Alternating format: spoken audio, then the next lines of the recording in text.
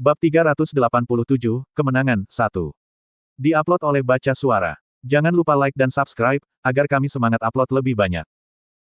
Pemimpin Gereja Cahaya dan Paus Kekaisaran Suci Yuras, Aeurius.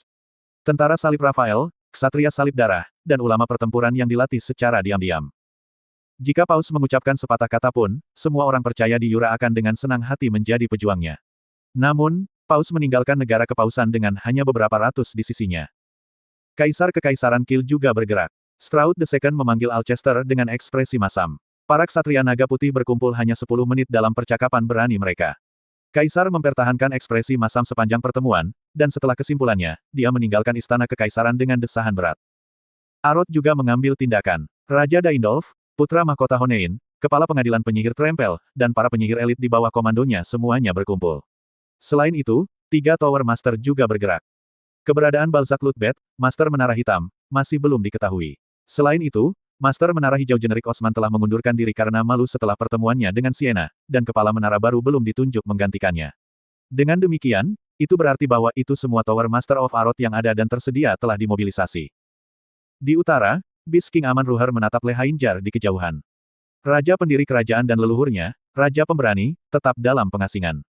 Namun, jika Raja Pemberani telah mendengar berita itu dan bebas bertindak, Aman percaya tanpa ragu bahwa dia akan meninggalkan kerajaan. Berbekal keyakinan ini, Aman memberanikan diri keluar dari tundra dengan ksatria taring putih. Bangsa-bangsa bukan satu-satunya yang terpengaruh.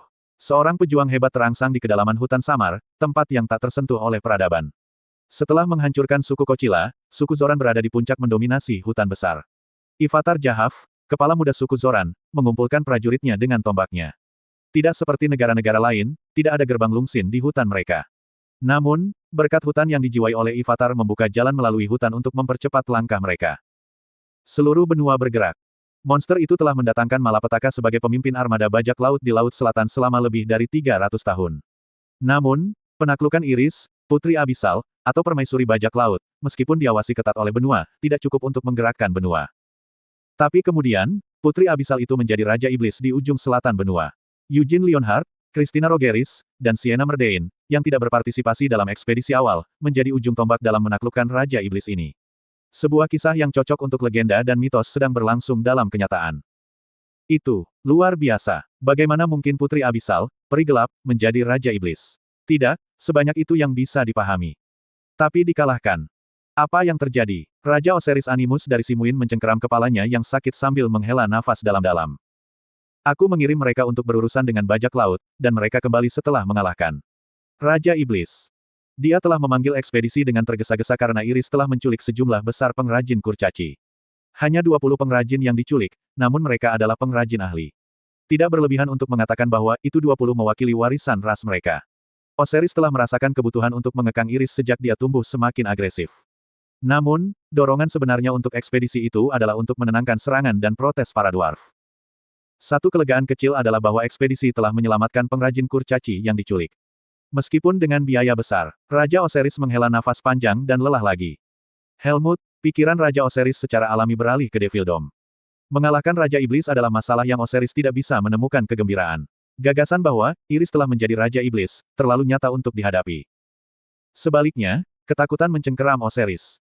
Bagaimana jika Raja Iblis penahanan, penguasa Helmut, merasakan sesuatu yang luar biasa tentang Raja Iblis yang baru bangkit ini? Bagaimana jika kematian Raja Iblis ini memprovokasi penguasa Helmut? Terlepas dari alasannya, bagaimana jika Raja Iblis penahanan mengalami perubahan sentimen? Selama Night March, Raja Iblis penahanan telah berbicara tentang akhir sumpah. Osiris telah hadir. Akhir dari janji itu akan menandai berhentinya perdamaian selama 3 abad. Osiris bergidik sambil dengan cemas menggerogoti kukunya. Kemenangan. Meskipun bajak laut telah berubah menjadi Raja Iblis, ekspedisi telah mencapai prestasi legendaris. Haruskah mereka mempersiapkan perayaan besar untuk kepulangan mereka? Tapi bukankah peristiwa seperti itu akan memprovokasi Raja Iblis penahanan? Festival yang tak terhitung jumlahnya diadakan dan dirayakan setiap tahun di Pulau Sedor. Warga kecanduan perayaan yang semarak. Mereka dipicu dengan antusiasme yang bahkan Raja tidak bisa memadamkannya. Kabar sudah menyebar ke seluruh pulau tentang kembalinya armada puluhan kapal. Bahkan tanpa keputusan Osiris, warga sedang mempersiapkan perayaan akbar. Jadi haruskah dia, takut akan potensi kemarahan dari Raja Iblis penahanan, memerintahkan warga untuk tetap terkunci di rumah mereka? Osiris tidak punya jawaban untuk pertanyaan ini. Namun, dia dihadapkan pada kenyataan bahkan sebelum dia bisa membuat keputusan mengenai dilemanya. Simuin tidak bisa dianggap sebagai negara kecil. Meskipun wilayahnya sebagian besar terdiri dari pulau-pulau, itu bisa dipandang sebagai kekuatan yang tangguh, bahkan jika itu tidak bisa menyaingi kerajaan. Namun, itu bukan salah satu yang paling kuat di benua itu. Berbicara dari perspektif militeristik, Simuin tidak dapat bersaing dengan dua kerajaan dan kerajaan sihir Arot. Faktanya, Simuin bahkan tidak bisa bersaing dengan kerajaan utara Ruher yang tandus atau kerajaan Gurun Nahama. Tidak peduli seberapa kuat bangsa ini, itu tidak bisa menyatakan isolasi dalam keadaan ini. Menghadapi para pejabat yang datang dari berbagai negara, Osiris merasa terpojok. Itu sama melawan orang barbar di hutan samar, apalagi negara yang berbeda. Pelanggan perdagangan laut utama Simuin adalah pulau-pulau terluar dan berbagai suku di hutan samar karena kurangnya gerbang lungsin. Akhirnya, Osiris tidak punya pilihan selain membuka gerbang istana. Para pemimpin dari berbagai negara, masing-masing dengan ratusan tentara, memasuki ibu kota Simuin seolah-olah itu wajar. Bahkan orang-orang barbar dari hutan besar telah datang, Kaisar Straud kedua mencibir para prajurit dari suku Zoran. Kekaisaran Kil dan hutan besar samar jauh dari sekutu. Kil sudah lama ingin menaklukkan hutan yang luas. Jika Raja Iblis Penahanan tidak mendukung kebebasan penghuni hutan, itu akan dianeksasi oleh Kil sejak lama. Orang-orang yang kurang ajar dan egois, pikir Kaisar Straud II dengan nada menghina. Kaisar Straud kedua membenci penduduk asli hutan samar. Menolak aturan kekaisaran. Tampaknya romantis secara tertulis, tetapi penduduk asli hutan melintasi perbatasan secara ilegal pada setiap kesempatan yang mereka lihat. Selain itu, penjahat dari seluruh benua mencari perlindungan di hutan tanpa hukum. Kadang-kadang, warga kekaisaran akan menghilang di dalam hutan, dan ada kalanya uang tebusan selangit diminta sebagai imbalan atas keselamatan mereka. Ivatar Jahaf. Dia adalah seorang pemuda di ambang menyatukan samar, bisik Alcester. Tatapannya tertuju pada sosok Ivatar yang jauh. Pemuda itu dikabarkan baru berusia 22 tahun. Dia kuat, pikir Alcester. Ivatar memancarkan kekuatan yang sebanding dengan salah satu prajurit tangguh di benua itu. Dan itu bukan hanya Ivatar. Setiap prajurit yang dia bawa bersamanya merasa sama tangguhnya dengan anggota ksatria naga putih manapun. Apakah mereka selalu sekuat itu? Alcester bertanya-tanya. Alcester telah melihat kemungkinan yang tidak pasti dan belum dimanfaatkan di suku-suku hutan besar, tetapi kepala suku muda Ivatar dan prajuritnya dengan mudah melampaui harapan itu. Jika Ivatar dan suku Zoran menyatukan hutan samar sedemikian rupa, mereka bisa menjadi suku kolosal yang mampu mendominasi kerajaan yang lebih rendah. Bukankah pencapaian itu dimungkinkan dengan bantuan kekaisaran Kil kita? Komentar Kaisar Straud II. Maaf, tanya Alcester. Apa kau tidak mengerti, Sir Alcester? Dalam perang melawan musuh suku, Kochilas, bukankah rekan sebangsa kita dari Kil, Eugene Leonhardt, memainkan peran penting? Kaisar Straud II membusungkan dadanya dengan bangga sambil mengatakannya. Pemuda barbar itu melintasi perbatasan dan mati-matian berusaha mengunjungi perkebunan Leonhardt. Dia meminta bantuan mereka dalam perang melawan suku Kochila, bukan? Lanjut Straud II. Alcester tidak yakin bagaimana menanggapi logika yang bengkok ini. Memikirkannya sekarang, mereka bahkan tidak sehebat itu. Jika bukan karena izin belas kasihan dari kekaisaran kita, orang barbar itu bahkan tidak akan melintasi perbatasan, apalagi mencari bantuan dari hati singa, kata Straud II. Bukan hanya Eugene yang terlibat dalam perang hutan besar. 3 Master Menara dari Arot dan bahkan Saint of the Holy Empire telah berpartisipasi. Tapi bukankah pusat dari semua itu Eugene Leonhardt, warga Kil? Kaisar Straud yang kedua merasakan sedikit peningkatan dalam suasana hatinya. Setiap pikiran tentang penaklukan Raja Iblis menyebabkan ekspresinya hancur. Kaisar Straud II berpandangan bahwa setiap konflik dengan Helmut harus dihindari dengan segala cara. Dia ingin menghindari agitasi Raja Iblis Penahanan dan mencari cara untuk memperpanjang sumpah, bahkan jika itu berarti mengendalikan pikiran pahlawan, Eugene Leonhardt. Tapi, kemampuan, ruangan, yang telah diberikan kepada keluarga kerajaan Kil oleh Great Vermont tidak berpengaruh pada Eugene. Selain itu, Eugene adalah reinkarnasi dari pahlawan Hamel dari 300 tahun yang lalu. Kaisar Straud II mendengus mental. Perasaan positif sekilas berkurang. Wajah Kaisar Straud yang kedua berkerut tidak suka seolah-olah dia telah merasakan kotoran. Slot iklan, kamu bisa pasang iklanmu di sini. Mengingat pemukulan dari Eugene, omelan dari Sienna yang bijaksana, dan bahkan pencurian kartu identitas kosong, yang disediakan untuk mata-mata top kekaisaran, sangat membebaninya. Membersihkan tenggorokannya, Alcester berkata, "Ahem. Yang mulia, meremehkan kemampuan kepala suku muda mungkin keliru. Mempertimbangkan iklim politik, membina hubungan persahabatan dengan kepala Ivatar akan." Tapi Straud II memotongnya, meski begitu, bukankah mereka hanya orang barbar yang menyalakan api dengan menggosok ranting di hutan? Jika bukan karena perlindungan Helmut, kita pasti sudah menginjak-injak mereka sejak lama dan membuka hutan. Sekarang, dengan perlindungan atas suku Kochila hilang, bukankah sudah waktunya untuk melakukannya? Tolong, Yang Mulia, jangan mengatakan hal-hal seperti itu, kata Alcester.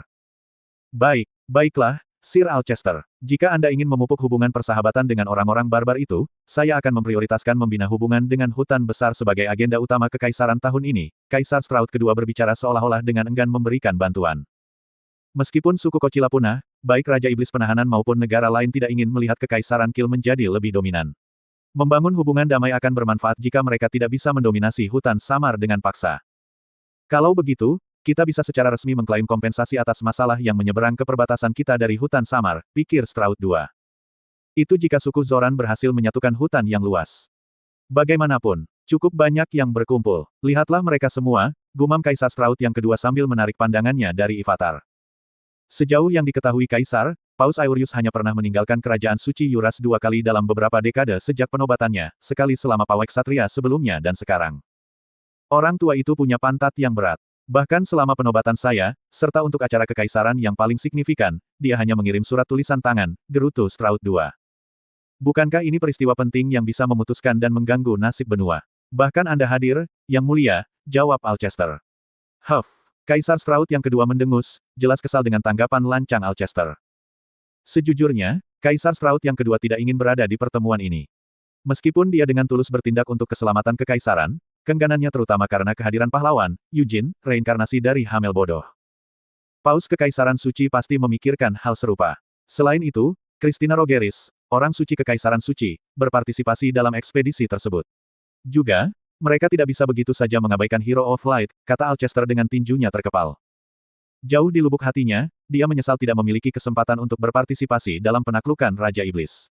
Hanya istilah, penaklukan Raja Iblis yang menyalakan api di hati Alcester. Dia adalah seorang ksatria sampai ke tulang. Kalau saja, saya bisa saja menjadi bagian dari itu, pikir Alcester untuk kesekian kalinya. Jika Eugene diam-diam mencari bantuan, Alcester akan mengesampingkan semuanya, kecuali pedangnya, dan mengikuti jejak Eugene.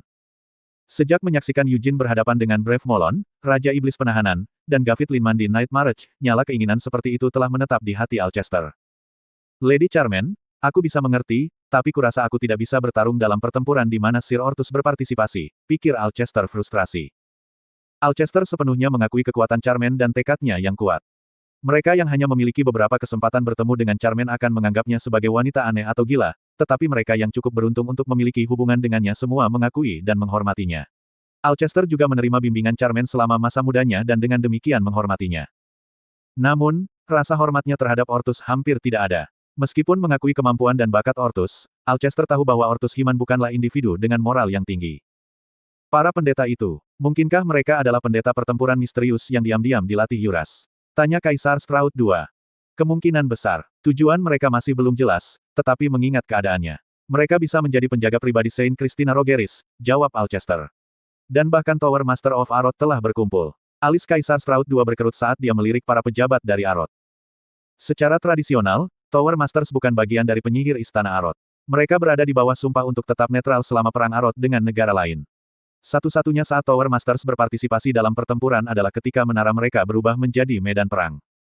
Namun, disinilah mereka, 3 Master Menara, tidak termasuk Master Menara Hitam yang tertutup dan Master Menara Hijau yang sudah pensiun. Mengingat Raja Arod tidak memiliki wewenang untuk memanggil mereka, mereka pasti datang atas kemauan mereka sendiri. Sienna yang bijaksana telah berpartisipasi dalam ekspedisi ini, dan musuh yang mereka kalahkan tidak lain adalah salah satu Raja Iblis. Itu adalah alasan yang cukup untuk pertemuan mereka. Raja Binatang Aman Ruher, apakah dia di sini karena kehendak Brave Molon? Atau karena dia mengakui dirinya sebagai keturunan pahlawan besar? Jika bukan salah satu dari mereka, maka Stroud II merenung ketika dia melihat ke arah delegasi dari Ruher. Mungkinkah Raja Binatang tahu identitas asli Eugene Leonhardt sebagai reinkarnasi dari Hamel Bodoh? Mungkin ada hubungan yang tidak diketahui antara Beast King dan Eugene. Satu orang sedang memindahkan seluruh benua, Stroud II menyadari. Pada akhirnya, semua riak ini disebabkan oleh seorang pria lajang, Eugene Leonhardt. Kaisar Stroud yang kedua menghela nafas dalam-dalam saat dia merenungkan hal ini. Apakah Arod datang untuk Sienna atau Yuras untuk orang suci? Eugene Leonhardt berdiri di jantung semua itu. Bahkan suku-suku barbar di hutan samar datang ke sini demi Eugene. Nahama belum muncul, begitu pula aliansi anti-iblis, kata Kaisar Stroud kedua. Mereka mungkin waspada terhadap reaksi Helmut, jawab Alcester. Kerajaan Gurun Nahama memiliki hubungan lama dengan Helmut. Secara tradisional, ruang bawah tanah Gurun dihuni oleh penyihir hitam. Nahama selalu menjadi rumah bagi konsentrasi penyihir hitam terbesar kedua, mengikuti Helmut dan Arod. Setelah kembalinya Wise Sienna, para penyihir hitam meninggalkan Arod. Mereka kembali ke Helmut atau Dungeon bawah tanah Nahama. Dengan demikian, Nahama sekarang membanggakan konsentrasi penyihir hitam terbesar, kedua setelah Helmut. Dan di pusat kekuasaan mereka berdiri Amelia Merwin, penasihat terpercaya Sultan Nahama. Nahama, aku mungkin mengerti, tapi bagaimana dengan aliansi anti-iblis? Ketidakhadiran mereka memberi tahu. Semua bicara dan tidak ada tindakan, gerutu Kaisar. Aliansi anti-iblis adalah sekelompok negara utara yang lebih kecil. Negara-negara yang tergabung dalam aliansi memiliki sikap militer mereka di perbatasan Helmut. Selain itu, mereka mengerahkan tentara mereka untuk berlatih untuk tujuan demonstrasi. Namun, tidak ada satupun perwakilan dari aliansi yang muncul, kecuali Kekaisaran Suci Yuras. Sudah jelas bahwa mereka takut akan dampak dari Helmut dan Raja Iblis Penahanan. Apakah menurutmu Raja Iblis Penahanan mungkin bertindak? Stroud II bertanya. Kuharap tidak, terdengar jawaban singkat Alcester. Itu bukan hanya perayaan kekalahan Raja Iblis atau pengumpulan informasi yang membawa mereka ke pulau ini. Fakta bahwa Kekaisaran Kil telah membawa keseluruhan ksatria naga putih menandakan kesiapan untuk konflik. Jika Raja Iblis Penahanan berusaha menargetkan Yujin karena telah mengalahkan Raja Iblis, atau jika ketegangan meningkat menjadi perang besar-besaran antara Raja Iblis, Helmut, dan benua selama waktu di pulau itu, mereka perlu memastikan keselamatan Yujin di tengah-tengah kekacauan. Sepertinya orang lain berpikiran sama, Stroud II mengamati. Tidak perlu membawa tentara ke perayaan belaka. Tapi Yuras, Arot, dan Ruher semuanya membawa pasukan elit. Bahkan kepala suku Samar datang bersama prajuritnya. Niat bersama mereka tampak jelas, melindungi pahlawan dengan segala cara dalam situasi yang tidak terduga. Kami akan menjadi bahan tertawaan jika Kekaisaran Kil tidak muncul, Kaisar Stroud II bergumam sambil mendecakkan lidahnya. Dia sangat yakin bahwa Raja Iblis Penahanan tidak akan bertindak. Dia tidak bisa benar-benar yakin, tapi dia cukup yakin. Ada banyak peluang di masa lalu, banyak alasan. Tapi alasannya, apakah Raja Iblis Penahanan pernah membutuhkan alasan atau peluang? Pahlawan belum menuju ke kastil Raja Iblis. Stroud II merenung, wajahnya campuran emosi yang kompleks. Idealnya, dia berharap Yujin tidak pernah mendekatinya. Tapi harapan itu sudah pupus. Dia hanya bisa berharap bahwa itu Raja Iblis Penahanan akan tetap diam sampai saat itu terjadi, menepati janjinya. Para penguasa kekaisaran besar saling mengukur. Suasana tegang meresap ke daerah itu. Osiris ragu-ragu, enggan melangkah maju di tengah perusahaan yang begitu mengintimidasi. Setelah beberapa saat, dia akhirnya mengumpulkan keberanian dan melangkah maju. Dia menyarankan, mungkin, alih-alih tinggal di sini, haruskah kita masuk dulu? Kaisar, Paus, dua raja, dan kepala suku, serta pasukan elit masing-masing, semuanya berdiri di taman istana Simuin. Setiap bangsa membawa serta tidak lebih dari 2 atau 300 ksatria. Namun, setiap kelompok terkenal dan disebutkan dalam wacana apapun tentang ordo ksatria terbaik di benua itu. Salah satu faksi ini dapat dengan mudah menghancurkan kerajaan kecil. Osiris merasa sangat terbebani hanya harus berdiri di tengah-tengah mereka. Tiba-tiba, seorang penjaga kerajaan yang terengah-engah bergegas masuk, membawa berita yang membuat mata Osiris melebar karena terkejut. Hati singa telah tiba.